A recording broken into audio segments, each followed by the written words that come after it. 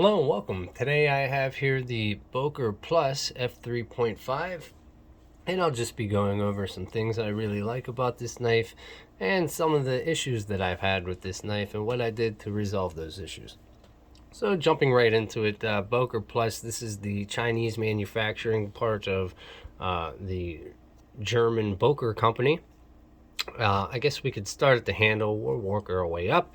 This is a steel frame lock design and half brown micarta handle here. As you can see, most of the hardware is the bronzed kind of look, heavy jibbing on the back spacer there with a very nice long deep carry pocket clip and pivot ring, all matching and all complementing the colors and tones very nicely with each other. The micarta has that little kind of textured polish to it. It's very nice, very natural feeling. Everything's very smooth.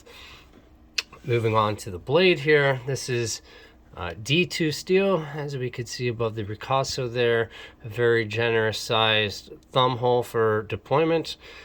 Clip point design with a flat grind and a beautiful, sharp, thin edge on that grind. This blade is about 1.25 inches wide, and with this heavier stock, with that grind and that heavy stock, you still end up with a very fine, very razor sharp edge there because it is so wide. This is a very sharp knife, and with D2 steel, you hold that edge pretty well. Fox nays design, as you see there, running on Teflon washers.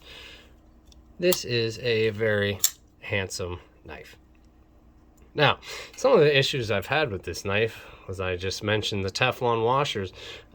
First receiving this knife, it was very hard to open. It took a lot of trial and error to figure out this pivot and to get the cleanest action possible. I actually ended up sanding down a little of the micarta side to try and open the area up, kind of smooth everything out, and putting a lot of lubrication on the Teflon washers themselves. And I've gotten it to a point with adjusting the pivot and keeping it center as possible.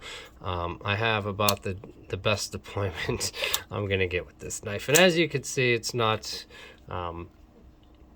always easy doing that in front of a camera, but even at that, it's not the easiest knife to get out. You kind of have to know how to flick it, and as you can see, you have issues with that at times. Another major issue I've had with this knife, as you can see, I didn't mention the lanyard hole here, and for reasons, because this knife doesn't come with a lanyard hole, but it does come with 3 screws for the backspacer here. Well, the bottom one on mine was immediately stripped out when I attempted to take this knife apart to address the action on the pivot. So immediately stripping that screw out, I had to figure out how to extract it and then figure out what to actually do with this knife, having that stripped out there. So I ended up drilling it out and feeding a leather lanyard through, which actually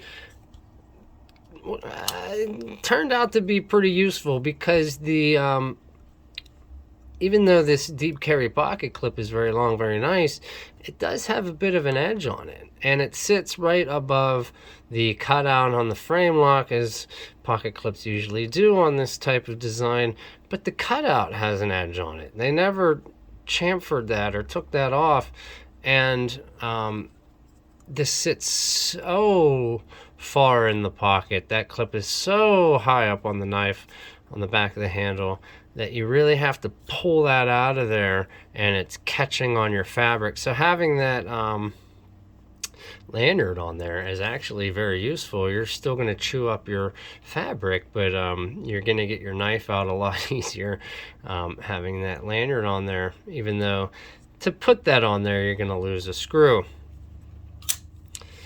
So yeah, my mixed feelings on this knife. It's a beautiful knife. Unfortunately, it just was one problem after another to get it to a point where I actually like carrying this knife now. There was a time there where I just didn't even want to look at this knife because I was sick of dealing with it. But now that it's in working order, it's tolerable, and the blade is very sharp, it's very big, very useful, that I try and carry this a lot more now that I have it set up the way it is. But at the beginning, that wasn't the case, unfortunately. So if you're thinking about buying this knife, I wouldn't say don't buy it, but I would say just be cautious that some of your hardware might not be up to the standards they should be. And I'll leave it at that. Thank you for watching. This is Towns Tool and Knife, and have a very blessed rest of your day. God bless.